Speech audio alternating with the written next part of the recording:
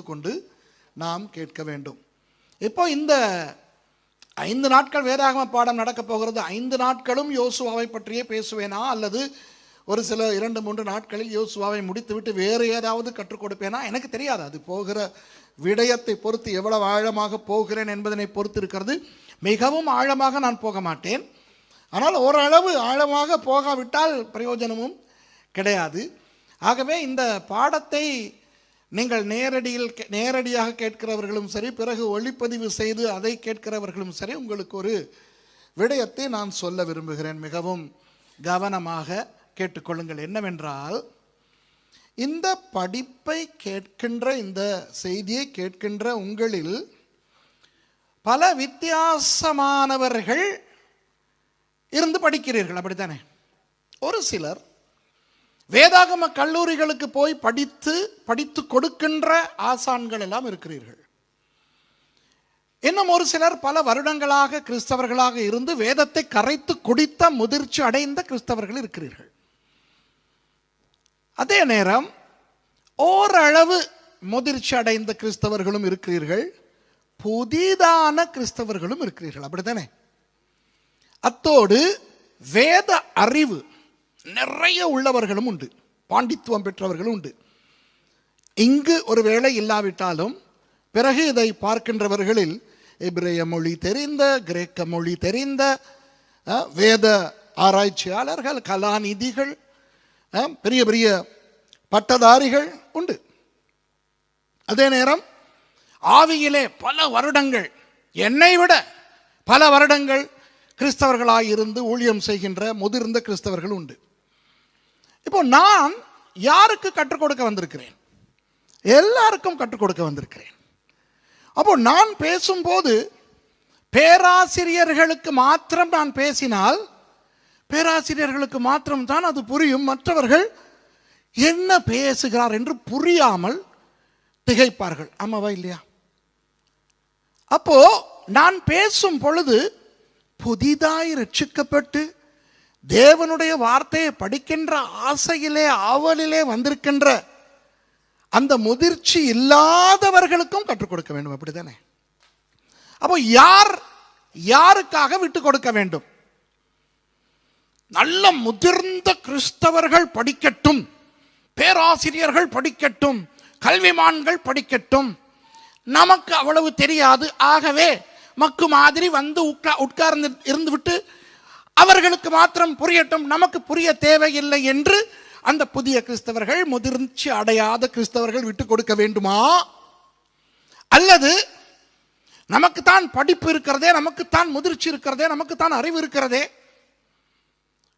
இந்த புதியவர்களுக்காகவும் சிறியவர்களுக்காகவும் பாண்டித்துவம் பெறாதவர்களுக்காகவும் ஒரு வசனத்தில் சொன்னால் புரியாமல் இருக்கின்றவர்களுக்காகவும் நமது அந்தஸ்தை கொஞ்சம் விட்டு கொடுத்து பொறுமையாய், இந்த சுரேஷ் ராமச்சந்திரன் இப்படி தொடுகின்ற மூக்கை சுற்றி வைத்து தொட்டாவது சொல்லி கொடுத்து தொலைக்கட்டுமே என்று இந்த முதிர்ந்தவர்கள் விட்டு கொடுப்பது நல்லதா? சொல்லுங்கள்.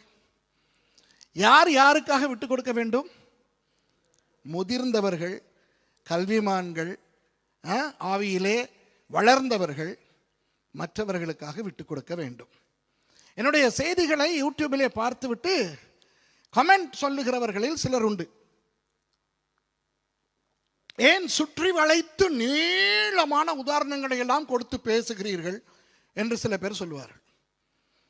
அவர்களுக்கு ஒரு வரியிலேயே விளங்கிவிடும். ஆனால் மற்ற ஜனங்கள் பாவம் இல்லையா? யோசியுங்கள், பார்க்கலாம். என்னுடைய செய்தியை கேட்பதிலே அதிகமாய் நான் யாருக்கு கற்றுக் கொடுக்க ஆசைப்படுகிறேன் என்றால், பெரிய பெரிய பேராசிரியர்களுக்கு அல்ல. பேராசிரியர்களுக்கு கற்றுக் கொடுக்க எனக்கு தெரியாமல் இல்லை. நான் யூனிவர்சிட்டிஸிலே கற்றுக் கொடுக்கிறவன் இல்லையா? அந்த லெவலிலே நான் கற்றுக் கொடுத்தால் எல்லாருக்கும் புரியுமா? யோசியுங்கள். ஆகவே இயேசு தேவன் மனிதனாய் வந்தார். அவர் வந்து எப்படி கற்றுக் கொடுத்தார்? உவமைகளை சொல்லி கற்றுக் கொடுத்தார். ஏன்? அவர் தேவனாய் இருந்து அவருடைய தேவத்துவ பாஷையிலே கற்றுக் கொடுத்திருந்தால் ஒரு பயலுக்கும் புரிந்திருக்காது. உண்மைதானே? பவுலடியார் எப்படிப்பட்டவர்? பன்மொழி பண்டிதர். அவருக்கு எத்தனையோ மொழிகள் தெரியும். அவர் பாண்டித்துவம் பெற்ற ஒரு பரிசேயனாய் இருந்தவர், ஆலோசனை சங்கத்தின் உறுப்பினராய் இருந்தவர். அவருடைய அந்த அறிவிலே பேசி இருந்தால் வாசிக்கிற நமக்கும் புரியாது, அவருடைய பிரசங்கத்தை கேட்ட ஒருவருக்கும் புரிந்திருக்காது. ஒருவேளை ஒரு நாள் அந்த மாதிரி கொஞ்சம் கஷ்டமாய் பேச போய்த்தான் அந்த ஐத்திகு விழுந்து செத்தானோ தெரியாது. அவர் பேசும் பொழுது ஒருவன் செத்து விழுந்திருக்கிறான்.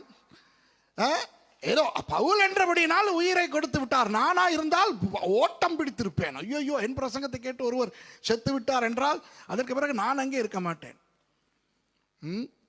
ஆகவே தயவு செய்து நான் அன்பாய் உங்களிடத்தில் வேண்டிக் கொள்கிறேன், நான் யோசுவாவை பற்றி கற்றுக் கொடுக்கும் பொழுது பாண்டித்துவம் பெற்றவர்களுக்கு, பேராசிரியர்களுக்கு, நல்ல முதிர்ச்சி அடைந்தவர்களுக்கு தேவையான சில விடயங்களையும் சொல்லுவேன். அப்படி நான் சொல்லும் அந்த விடயங்கள் மற்றவர்களுக்கு விளங்கவில்லை என்றால் ஒன்று தெரிந்து கொள்ளுங்கள், விளங்க தேவையில்லை. புரியுதா? இப்போ எபிரேய மொழியிலிருந்து சிலவற்றை சொல்லுவேன், எகிப்திய மொழியிலிருந்து சிலவற்றை சொல்லுவேன், தல்முடியிலிருந்து பேசுவேன், மெகில்லாலிருந்து பேசுவேன். அதெல்லாம் நமக்கு தேவையில்லை. ஆனால் அது தேவைப்படுகின்றவர்களும் உண்டு. ஏனென்றால் நான் சொல்லுகிற சில விடயங்களை எங்கிருந்து நான் எடுத்தேன் என்று சிலருக்கு தெரிந்தாக வேண்டும். ஆகவே அவற்றையும் நான் சொல்லுவேன். ஆகவே உங்களிடத்தில் நான் வேண்டிக் கொள்வது, பொறுமையாய் எல்லாரும் சந்தோஷமாய் இந்த பாடத்தை படிப்போம். ஆவியானவர் நாம் தேவனுடைய ராஜ்யத்தில் எந்த நிலையில் இருந்தாலும், பெரிய ஊழியர்களாக இருந்தாலும், சின்ன சின்ன ஊழியங்களை செய்கிறவர்களாக இருந்தாலும், சாதாரண விசுவாசிகளாக இருந்தாலும், புதிய விசுவாசிகளாக இருந்தாலும், எல்லாரோடும் ஆண்டவர் இந்த பாடத்தின் மூலம் பேச போகிறார். ஆயத்தமா? யோசுவா என்று சொல்லும் பொழுது நான் அந்த புத்தகத்தை பற்றி பேச போவதில்லை. யோசுவா புத்தகத்துக்கும் போவேன் இன்னும் ஒரு சில நாட்களில். ஆனால் நான் வந்தது யோசுவா புத்தகத்தை கற்றுக் கொடுக்க அல்ல, யோசுவா என்ற அந்த நபரை பற்றி கற்றுக் கொடுப்பதற்கு. எல்லாருக்கும் யோசுவா என்றால் யார் என்று நிச்சயமாக தெரியும். நான் ஒரு கேள்வியும் கேட்க மாட்டேன். எத்தனை பேருக்கு யோசுவாவை தெரியும்? கையை தூக்கி காட்டுங்க பார்க்கலாம். யோசுவாவை தெரியாத கிறிஸ்தவர்கள் இருக்கவே முடியாது. அவரை பற்றி என்ன தெரியும்? மேலோட்டமாய் பார்ப்போமா அவரை பற்றி என்ன தெரியும் என்று. மோசேக்கு உதவியாளனாக இருந்தவர். மோசே கானான் தேசத்தை வேவு பார்க்க அனுப்பின பொழுது ஒவ்வொரு கோத்திரத்துக்கும் ஒருவராக 12 பேரை அனுப்பினார். அதிலே இந்த யோசுவாவும் ஒருவர். எல்லாருக்கும் இது நன்றாய் தெரியும், அப்படித்தானே? மோசேக்கு பிறகு மோசேயின் இடத்தை பிடித்து இஸ்ரவேல் மக்களுக்கு தலைவனானவர் யோசுவா. அதுவும் எல்லாருக்கும் தெரியும். அத்தோடு அநேகருக்கு தெரிந்த இன்னும் ஒரு விடயம் என்னவென்றால், தேசத்தை வேவு பார்க்க சென்ற 12